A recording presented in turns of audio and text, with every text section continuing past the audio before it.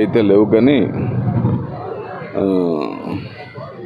But వీళ్ళంతా కొంచెం cyber crime, కొంచెం ఈ బెట్టింగ్ యాప్స్, గేమింగ్ యాప్స్ వీటికి అలవాటు పడుతూ ఉన్నారు ఇక్కడ పబ్లిక్, కొంతమంది పిల్లలు. అవన్నీ లేకుండా తల్లిదండ్రులు జాగ్రత్త పడాల్సిన అవసరం ఉంది. అదేవిధంగా ఈ గంజాయికి కూడా దగ్గరగా దొరికే పరిస్థితి ఉంటుంది కాబట్టి మేము ఎంత ప్రయత్నం చేసినా అది ఏదో ఒక రూపంలో చేరుతూ ఉంది. సో అందుకు ప్రజలందరూ సహకరించాలి. ప్రజలు సహకరిస్తేనే దాన్ని కంట్రోల్ చేయగలుగుతాము. ముఖ్యంగా గంజాయి విషయంలో ప్రజలంతా కూడా చాలా జాగ్రత్తగా ఉండాలి. మీ పిల్లలు మీ అదుపు లేకుండా పోయే పరిస్థితి వస్తుంది. పిల్లలు మీ కంట్రోల్లో ఉండాలి అంటే పిల్లలు ఏం చేస్తున్నారు, ఎవరితో తిరుగుతున్నారు, ఎవరితో సావాసం చేస్తున్నారు అనేది మీరు తెలుసుకొని పిల్లల పట్ల చాలా జాగ్రత్తగా ఉండాల్సిన అవసరం ఉందని ఈ సందర్భంగా పిల్లలకి, ముఖ్యంగా పెద్దలకి తెలియజేస్తున్నాం.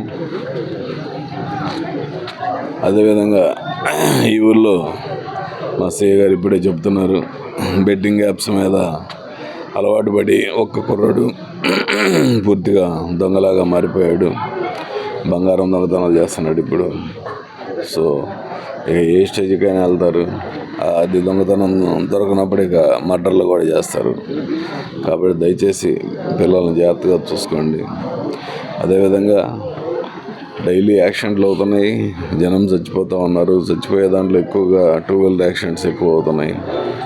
కాబట్టి ఖచ్చితంగా 2 వీలర్ జర్నీ చేయాలి అంటే మీరు హెల్మెట్ పెట్టుకోవాలని కోరుతూ ఉన్నాము. అదేవిధంగా ఈ ముఖ్యంగా ఈ ఇల్లీగల్ యాక్టివిటీస్ ఏవైనా సరే, గ్యాంబ్లింగ్ కానీ అలాగే ఇతర అసాంఘిక కార్యక్రమాలు ఏ ఉన్నా సరే వెంటనే సీఏ గారికి తెలియజేయండి.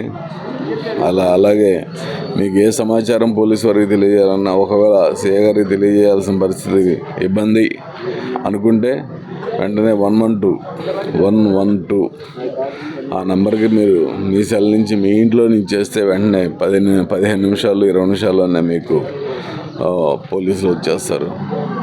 కాబట్టి పోలీసులని అలా ఉపయోగించుకొని ఎలాంటి ఇన్సిడెంట్స్ లేకుండా ప్రశాంత వాతావరణంలో మీరు ఉండాలని, అలాగే వచ్చే ఎలక్షన్స్, ముఖ్యంగా కమింగ్ ఎలక్షన్స్ 2-3 నెలల్లోనే ఉన్నాయి. మరి వీటిని చాలా జాగ్రత్తగా మీరు ఎలాంటి కేసులో ఇన్వాల్వ్ అవ్వకుండా ప్రశాంత వాతావరణంలో చేసుకోవాల్సిన అవసరం ఉందని మీ అందరికీ తెలియజేస్తూ ముగిస్తున్నాను. Thank you.